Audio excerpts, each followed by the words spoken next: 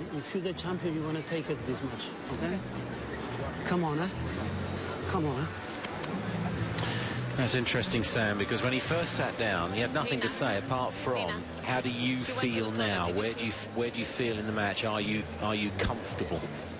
No, it was good. He got her talking, and she certainly said when she's hitting more topspin, she feels more comfortable on the ball, she's got more rhythm, and of course, by hitting more topspin, she gives herself more time. She buys herself more time. She innately understood that when she hits the ball flat and hard, it comes back twice as quickly. So that was, I mean, that was really good that he got her to explain exactly what is happening. Yeah. It was interesting, huge value in Carlos coming on, though, because he picked up that behind Kerber's serve, she's often waiting a lot for the forehand, for the first ball back, and behind the serve. So he's getting her to he's going to get her to mix up the returns. That might play complete havoc with the old return. Yeah. Yeah, it's fascinating just to see him at work, isn't it, and listening to him speak. It really is. He certainly feels that she can. Well, he's always not going to come and say, oh, I don't think you can do this now, but well, it's so, he certainly feels that she can do this. Yeah, and it's so tempting, isn't it, as a coach, just to tell people what to do, what they're doing wrong, how to make it right. Whereas if you make them take ownership of information and take ownership of applying it once they've agreed with it and think this is good and it works, but it's me that has got to take the ownership in imparting it.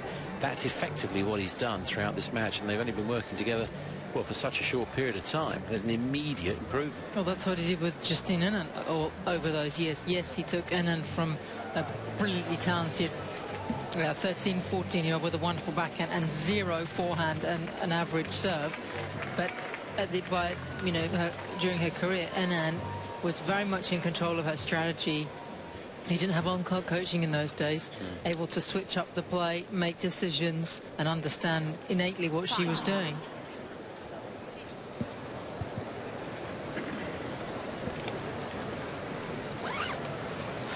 So Kerber took a comfort break, change of scenery.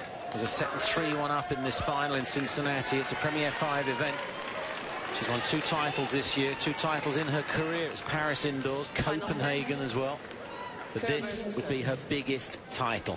She's got to put that set 3-1 lead quickly behind her, because Linar is playing brilliantly. New balls for the start of the third.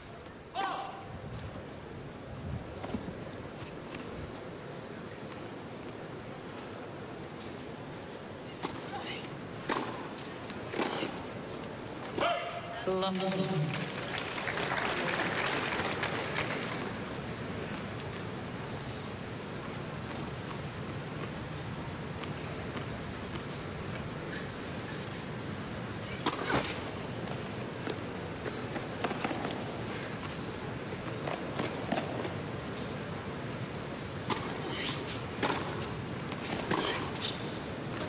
Lovely.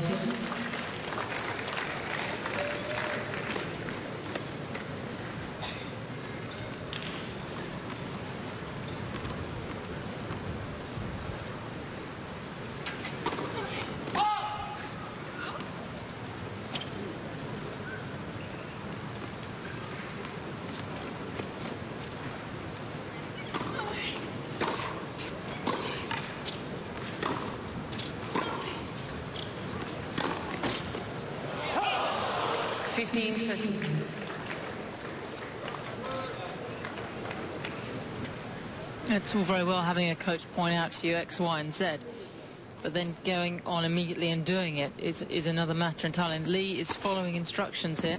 30. She's definitely riding to orders, because so far every return has gone to the backhand of Kerber, who's looked a little uncomfortable.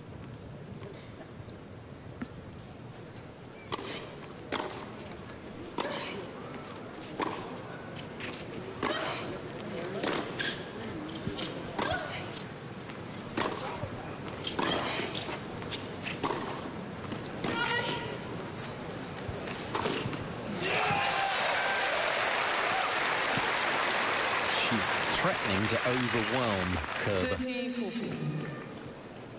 who has done some mileage in this match, retrieving these weighty groundies. Yeah, it's a huge number, isn't it? And yet another.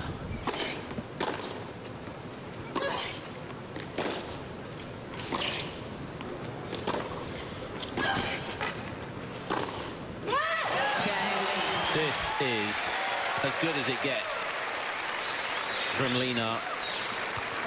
No wonder the smile from Jiang Shan.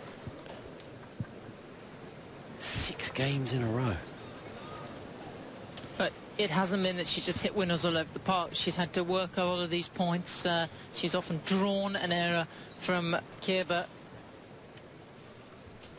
And she hasn't exactly slashed at her unforced errors, has she? 17 from the first set, but far, far more winners.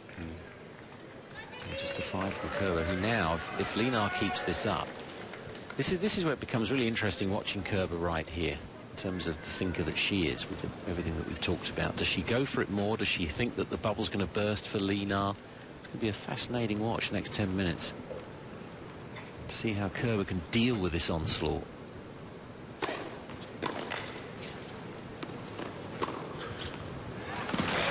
If she's going to get to a major final or even win a major, these are the sort of matches you've got to somehow find a way of digging a hole and getting out of it.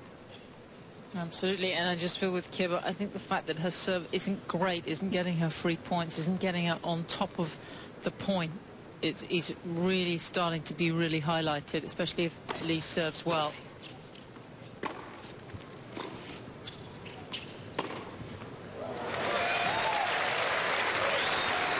You must never allow yourself to think this is just too good from the opponent, because then you are beaten in every sense. I hate to mention this, Chris, but it is a bit too good, isn't it? It's way too good at the moment. There's very few that could even remotely live with this.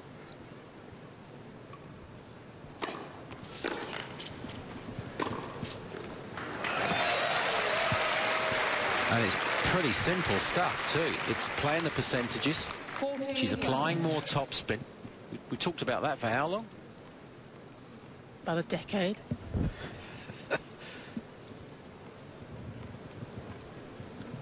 Something she did more when she won the French Open last year.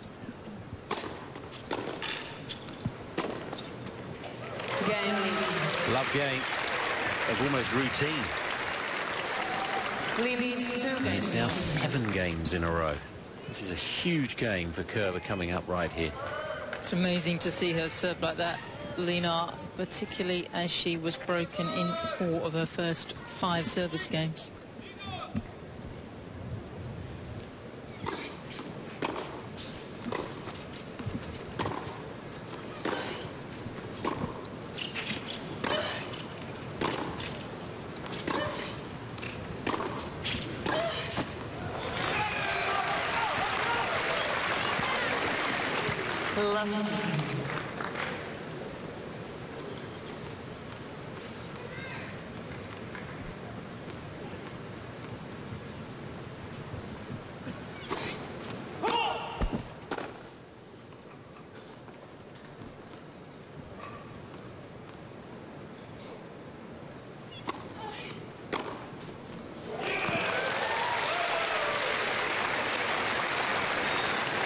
Love 13.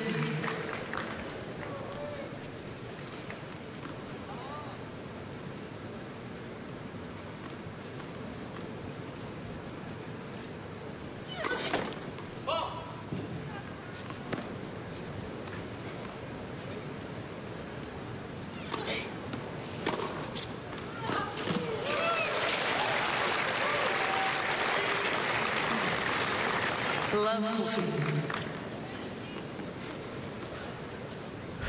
Yeah, that's the sight of all these returns going in.